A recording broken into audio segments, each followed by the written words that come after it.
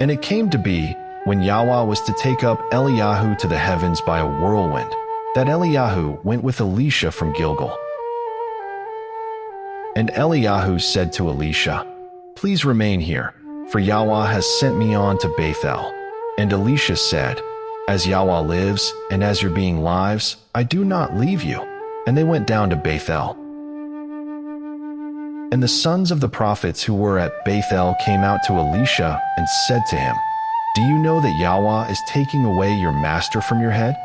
And he said, "I also know, be silent." And Eliyahu said to him, "Elisha, please remain here, for Yahweh has sent me on to Jericho." And he said, "As Yahweh lives, and as your being lives, I do not leave you." And they came into Jericho. And the sons of the prophets who were at Jericho came to Elisha and said to him, "Do you know that Yahweh is taking away your master from over you today?" And he said, "I also know, be silent." And Eliyahu said to him, "Please remain here, for Yahweh has sent me on to the Jordan." And he said, "As Yahweh lives, and as your being lives, I do not leave you." And the two of them went on.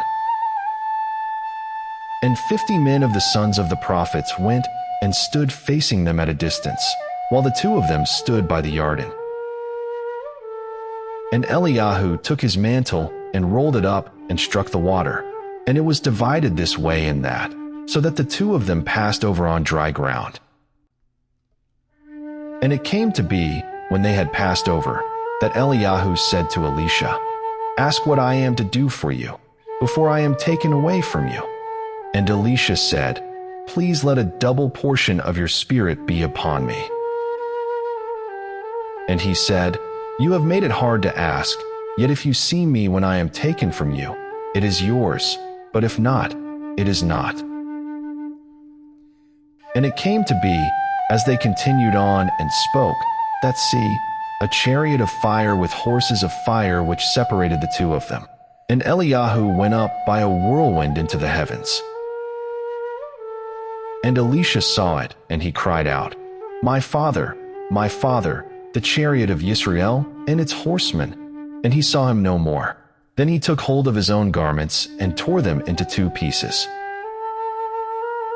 And he took up the mantle of Eliyahu that had fallen from him, and went back and stood by the bank of the Jordan.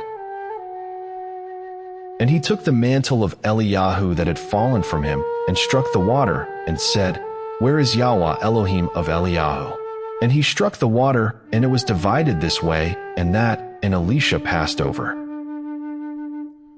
And when the sons of the prophets who were from Jericho saw him, they said, "The spirit of Eliyahu rests on Elisha."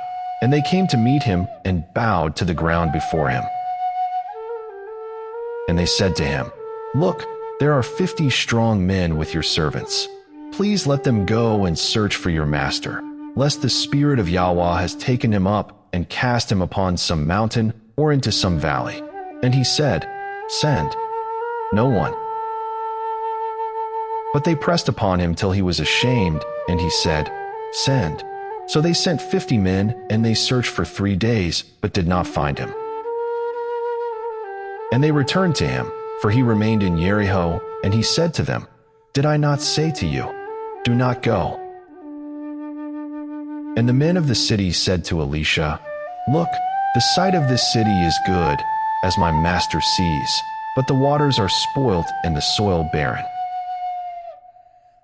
And he said, "Bring me a new bowl and put salt in it." And they brought it to him. And he went out to the source of the water and threw salt in there and said, "Thus said Yahweh, I have healed this water. No longer shall death or barrenness come from it."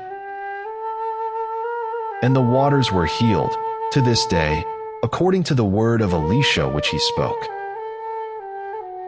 And he went up from there to Bethel.